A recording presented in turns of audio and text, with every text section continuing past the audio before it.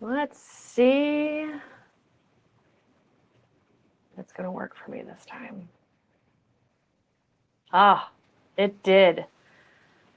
Welcome back to Finance Friday. Sorry for the delay there the first time, folks. My live was having some issues.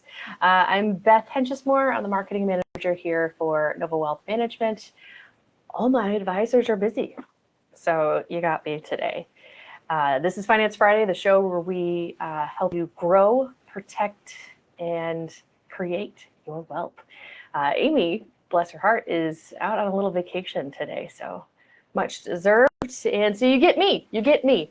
And I've talked previously about coming back to Nova Wealth Management. I was here in 2017. I took a little hiatus to take a job closer to my kids, and then I came back. And I came back at actually a very interesting time. I'm going to go ahead and share this out before I get into my story. So I apologize for my slight delay here. So what had happened is I came back June 6th or June 2nd, excuse me. Very excited. And I'm at home that first night, and I'm sitting with my husband and just going over the day and how awesome of a day it was. And we're about to go to bed. And he gets a phone call. And that phone call was his brother saying that a deputy had showed up, letting him know that his mom had passed away. Now, my husband is a police officer, and so is his brother. So they did send a deputy to make sure that he knew what had happened. His mom lived not far from us and about an hour away. Actually, we got married. My husband and I got married at her little country club, or whatever you want to call it, where she lives. So, and I tell you this story because my husband's grandparents had everything lined up.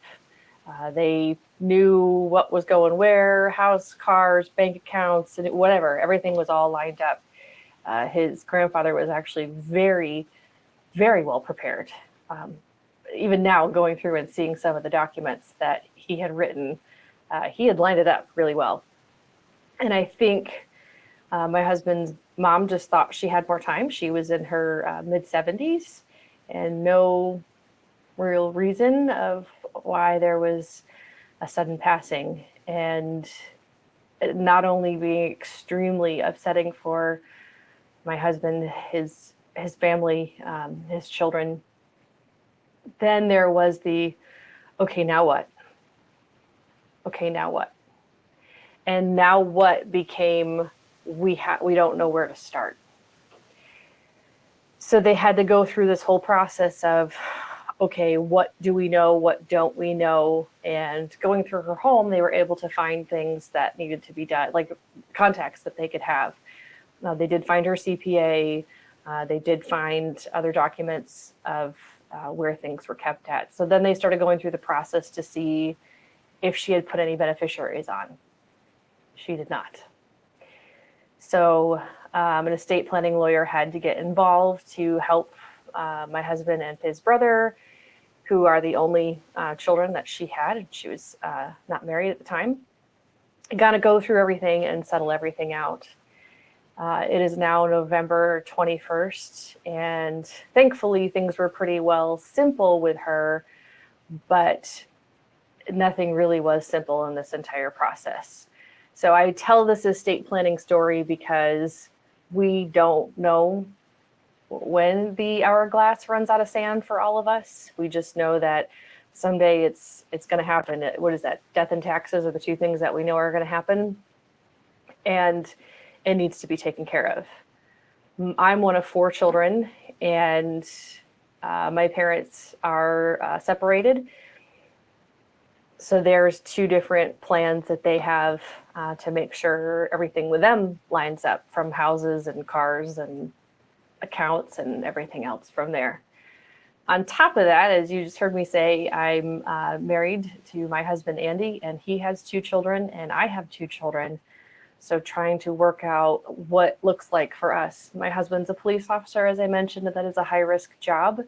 So it's something we had to have sort of situated long before anything happens. When we got married, one of the first things we did that next day is we made sure, I think he was actually my beneficiary long before that, is that, all of our beneficiaries were updated on, bank accounts and things like that. So that at least passed through okay. So I jump on here to not give a tale of woe, but just it's one of those things where you don't think it's going to happen until it happens. And then you're left to deal with, my goodness, the expense, the very time-consuming expense, both monetarily and time-wise, I should say. I should separate that out, that there is a huge time component to this. So my husband and his brother are both obviously still working. My husband's in his 50s and brother late 40s. So they're still doing their day-to-day job. So there's things that are being sent, certified mail. Well, we're not home during the day. So certified mail, then you got to go make time to pick it up and then do what's being asked in the certified. There's just so many steps that happen that just weren't needed. And we think back and we think that his mom probably just thought that she had time.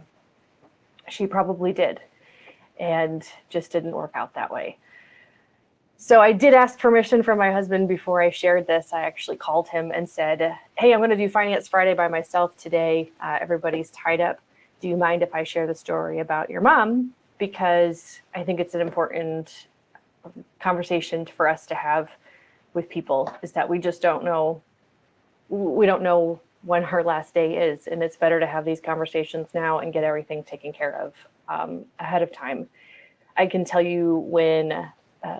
before I had met and married my husband, I was living with myself, and I was with myself and my two children, my two boys.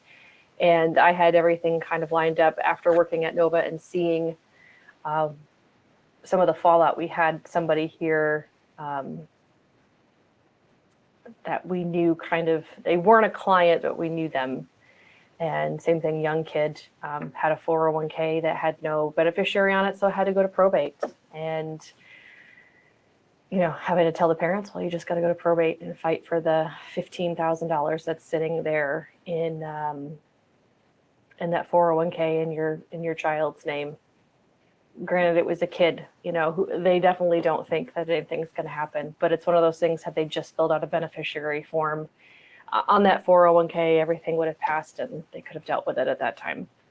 My point being, when I was by myself with my two kids, I had everything lined out for my parents, because I thought, I live here in South Florida. My family does not live in South Florida. My parents are in the Northeast. So not only having to deal with the fallout of if something happened to me, then they'd have this whole process of where does everything belong. So I actually had sent my parents, my mom said she just found it here recently again, and it listed all my bank accounts, who the transfer on deaths were for, where to find the title to my car, things of that nature. Even the engagement ring that I wear now was my grandmother's ring, and I had directed my husband, if something happened to me, obviously this is before we're married, if something happens to me, to please make sure that ring gets back to my dad, because it was his mother's. So obviously that got situated now and sorted out. My point, and what this means for you, I could keep talking about this forever. I warned Amy, when you hire somebody like me, I'm just going to talk a lot. I guess that's the good and bad thing. Definitely one of those kids during school of what could you improve upon? I talk too much. That's probably why I'm in marketing. I digress. What it means for you all is take the time. And it's something as short as logging into your bank accounts or your 401k and seeing if you do have a beneficiary listed. That will help a lot. Having something like a binder that has information, or one of those little lock boxes, or anything where you kind of keep important files. That was one of the things that we had found, that my husband had found. So they knew how to get a hold of her CPA and things like that, and start to track things down. The hiring attorney, I know for many people seems like, why do I need that? I don't have a lot of money. That doesn't mean a lot to me. I don't have this huge estate. I don't need an estate planning attorney. And really, I want to caution anybody on doing things that are maybe online or free forms, because it's very standard boilerplate language, and it might not be applicable in your state. So having the time to meet with an attorney or even attending. Sometimes they do have seminars here at Nova Wealth. We actually do offer some estate planning seminars. You're going to see those come back around in 2026. We'll offer those in the new year, of what steps to take. And the attorneys go into a little more depth. I wanted to share my personal experience so that you all understood that even being in this profession and talking with my friends and family about it, I think it's just one of those boxes that you check of, oh, I'll deal with that at some point. Oh, I'll take care of that at some point. Some point turns into never. And we hear this a lot too, even when I talk to people who are interested in having conversations with us and they say, I'm not ready. Well, there's one of those things that you'll never be ready. Sometimes you just have to do it. You just have to take those next steps. So this is me imploring all of you to take that next step. Log into your 401k or pension or anything that you have, any accounts that you might have, and see if there's transfer on death or beneficiary. If you're not sure, take some time, get a phone call. Next week, great week. A lot of vacation time coming up for lots of folks, myself included. That would be a great time to just give yourself a couple hours of your time to make sure you're taking care of that. Quick, easy, and I can tell you it's hard enough. It's hard enough when somebody passes away. It's very, not only emotionally draining on the family, but also, I mean, this was my mother-in-law, and to watch my husband go through this, and then he had to deal with everything else afterwards. That's something I don't wish on any family. So I would implore all of you to take the time to just shore up what you can. If you need estate planning attorney recommendations, or you're not really sure where to start, I don't know if I should say recommendations, but you're not really sure where to start, you can always message us and we can give some tips. We, in YouTube, if you go back onto our YouTube channel, we have time in there with estate planning attorneys. Go ahead and please rewatch that. Very important information. We'll be off next week. That's where I'll end this. We're going to be off next week. I'll be on vacation. Our office is a little quiet on that Friday, so you're going to see a replay. Maybe I'll replay that estate planning YouTube video. Please follow us on our social media channels. I've got everything from TikTok to LinkedIn. There's even a Pinterest board that you can follow us on. Actually, if you go to our YouTube channel, you'll see there's a drop down and it lists all of our information, all of our channels. If you go to our website, novawealthmanagement.com, you will see also we have our channels listed on there as well.